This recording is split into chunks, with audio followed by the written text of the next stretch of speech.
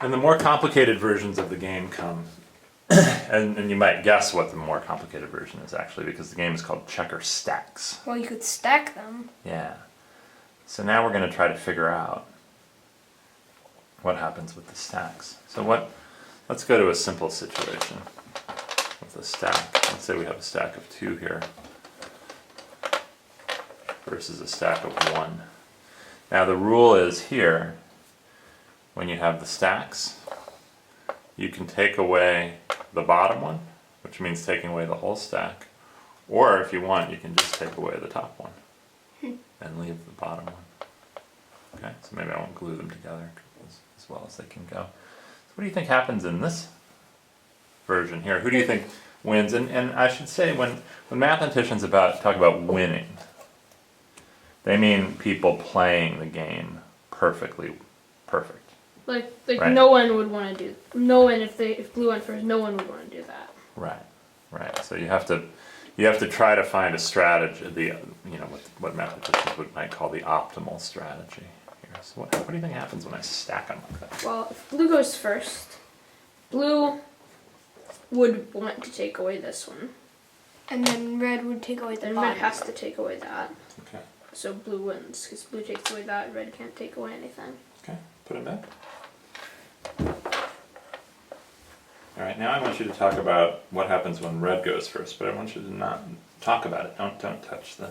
Well, See if you red, can talk about it without red touching. takes away the bottom, and blue takes away the top. But then it's red's turn, and red can't take away anything. Interesting. Actually, if blue even if blue takes away the bottom, red still loses. Ah. So it reaches an interesting situation in that no matter what, Red loses. red loses. So if you have, if you have more than another person, then you win. Okay. So now we're going to get to the first really interesting situation that Jim Propp describes in his paper. So I have this stack. Okay, so here's my game here. And what we're going to try to do is we're going to try to figure out the value of the red-blue stack. Remember I said there's some numbers, and Plus 1, minus 1. and if the numbers end up being negative, that means red always wins. Reds are negative ones, and single blues are positive ones. And if it's a tie, if it's 0, the person who goes second wins. Well, that's. Or the person who goes first loses. And if it's a positive number, it's always blue who wins. So here's my question, and we'll see if we can talk about it without touching them, just to really focus on what's happening. What do you think happens in this game? I've got a single red and a red-blue stack. Well, if red goes first, red will win.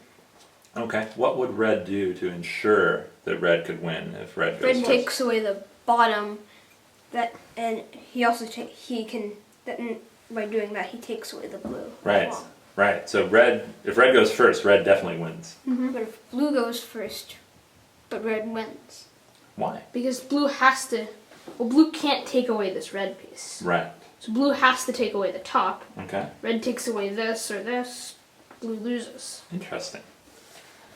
So that must mean under Conway's program or idea of saying that there's a number that represents this, the number that represents this position must be negative. Well, it could be -1, because you have a +1 and a -1 and then -1. Ah, interesting. So maybe this stack has the value 0. Maybe. Let's see. So the next thing that Jim Propp does is says, let's consider the situation where I have 2 of these red-blue stacks. Okay. Oh, actually, I got it wrong. He does. I'm looking at it now. He's doing blue-red stacks. Darn it. Well, it's the same thing, really. Well, let's do a new move. Let's for our third one. Let's go and examine the situation when it's a blue-red stack. All Sorry right. for getting it backwards, but that's all right.